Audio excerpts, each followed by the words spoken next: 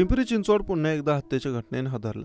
पिंपरी चिंचवड परिसरातील मोशी येथील grand hotel समोर शनिवारी दिनांक 17 मे रोजी पहाटे 3 वाजताच्या सुमारास आर्थिक वादातून एका तरुणाची हत्या झाल्याची घटना समोर आली। या तरुणाची धारदार शस्त्राने वार करून हत्या करण्यात आली।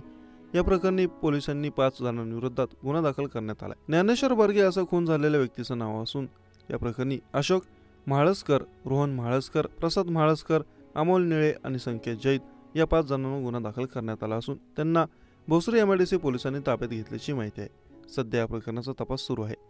याबाबत भोसरी MIDC पोलिसांनी दिलेल्या माहितीनुसार अशोक म्हाळसकरकडे ज्ञानेश्वरच्या मानलेल्या दाजीचे पैसे होते। या पैशांसाठी ज्ञानेश्वर सातत्याने तगादा लावत होता। मध्यरात्री अशोक आणि ज्ञानेश्वर यांनी एकत्र मद्यपान आणि जेवण केलं।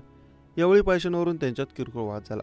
या वादादरम्यान ज्ञानेश्वरने अशोकच्या कानशिलात लागवली, जे अशोकला सहन झालं नाही। रागाच्या भरात त्याने आपल्या भावांना आणि इतर साथीदारांना फोन करून बोलवून घेतलं।